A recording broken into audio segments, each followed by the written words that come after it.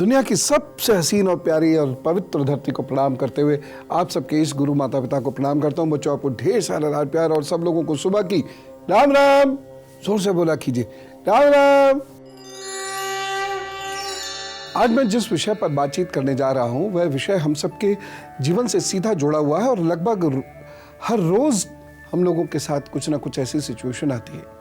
उदाहरण के तौर पर हम बहुत मेहनत करते हैं लेकिन उसका कोई नतीजा नहीं मिलता, या फिर हम बहुत प्यार करते हैं और बहुत काम करते हैं लेकिन रिश्तों से हमें बहुत दुख मिलता है, या फिर हम बहुत मेहनत करके पढ़ाई करते हैं, ईमानदारी से करते हैं लेकिन हमारा सिलेक्शन नहीं होता, लेकिन हमारे सलाह देने से या किसी और को सिखाने पढ़ाने से दूसरों का काम बन जाता है।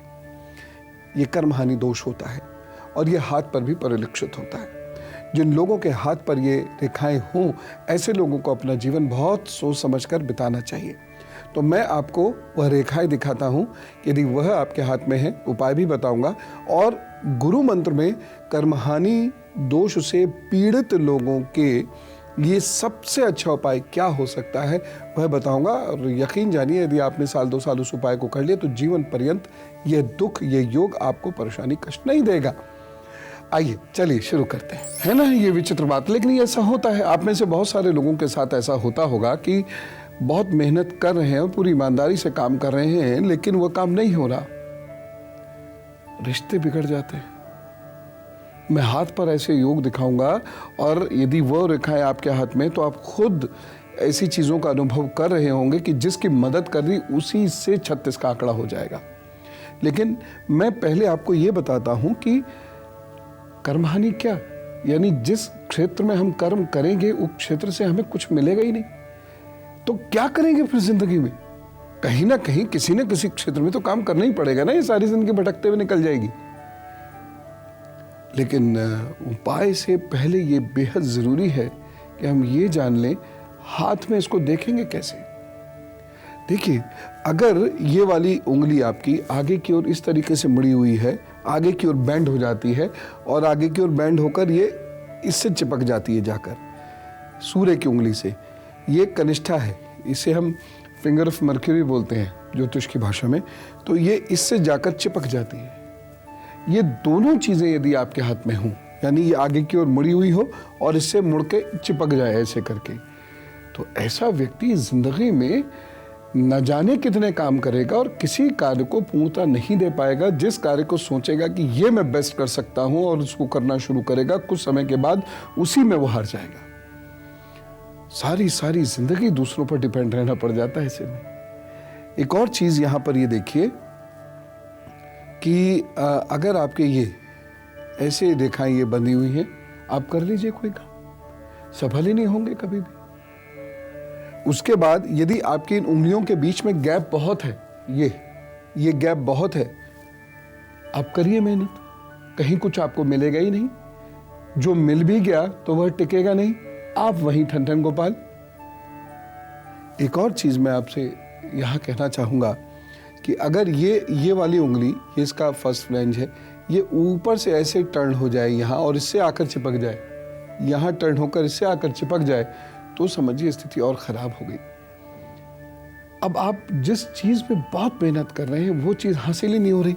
अगर ये वाली लाइन आपकी ये भाग्य रेखा यहाँ आ गई है, जैसे सामान्यतः ये उंगली खत्म हो जाती है, इससे जरा सी ऊपर भी सरक गई है, कर्म हानि। आप जो काम करेंगे उसमें ही आपको हानि हो जाएगी, उसमें आपको प्रतिष्ठा प्राप्त नहीं होगी। और यहाँ तक एक विचित्र स्थिति यह है कि जब आप दूसरों को सलाह दे देंगे, वो दूसरे आपकी सलाह से कहीं पहुंच जाएंगे, आप कुछ नहीं पहुंच पाएंगे। और ये हाथ यहाँ से बहुत ज्यादा कटा फिटा आपके हो जाता है, बहुत ज्यादा लाइनें होंगी, कटा फिटा हो जाएगा।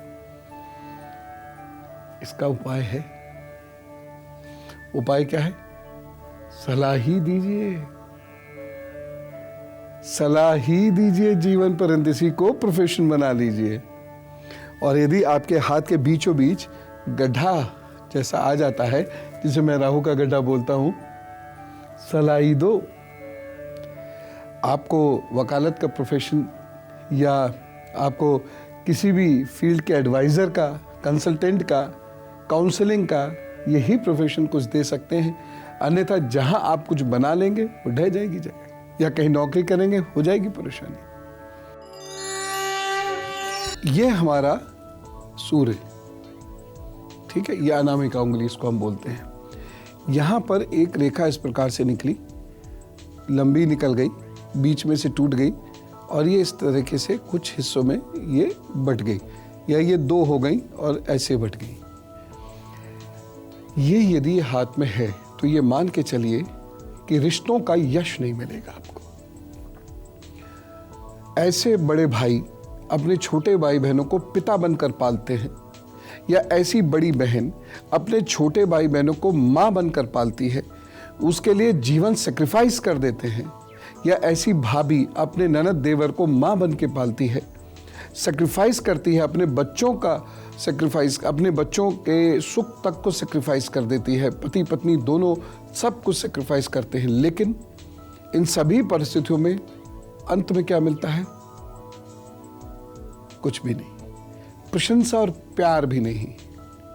देखिए, एक बात लगे हाथ में कह दूं, प्रवचन देने की मेरी आदत है, लेकिन ये उपदेश दे रहा हूं आपको, खास तौर से बच्चों, आप समझो, जिंदगी में प्यार करने वाले लोग बहुत मुश्किल से मिलते हैं, और जब वो मिले तो मात्र अपनी अपेक्षा और अहम की वजह से उन्हें खोना मत कभी, नहीं तो पूरे जीवन भटकते रह जाओगे। कोई सर पे हाथ रखने वाला प्यार से मिलेगा नहीं, कोई विश्वास करने वाला मिलेगा नहीं। और ये वाले जो रेखाएं होती हैं, ये ऐसे लोगों को सदैव जिम्मेदारियों को उठाना पड़ता है, और जिम्मेदारी के उठाने के उपरांत जिम्मेदार उठाने वाला व्यक्ति धन थोड़ी चाह रहा है, प्यार चाहता है, थोड़ा अधिकार चाहता है, लेकिन ये दोनों भी नहीं मिलता। इन रेखाओं वाले लोगों को मैंने देखा है कि जीवन में सब कुछ कर दिया, जिस भाई बहन के लिए या जिस मित्र के लिए या जिस पार्टनर के लिए सब कुछ कर दिया, वो लास्ट मोमेंट पर रुथलेसली, मतलब क्रूरता के अधीन होकर वह आपको दुख पहुंचा देगा। उसके दिमाग में ये आएगी भी नहीं। मैं माता पिता के लिए कह रहा हूं, मैं आपको अक्सर पेरेंटिंग टिप्स देता हूं, क्योंकि मुझे मालूम है पेरेंटिंग कोई आसान नहीं है, ये कला भी है, ये विज्ञान भी है, और इसको सीखना समझना बहुत जरूरी है। बच्चों के शरीर से संबंधित, बच्चों के भाग्य से संबंधित और बच्चों की मनस्थिति से संबंधित आपको जानकारियां दुरुस्त होनी चाहिए।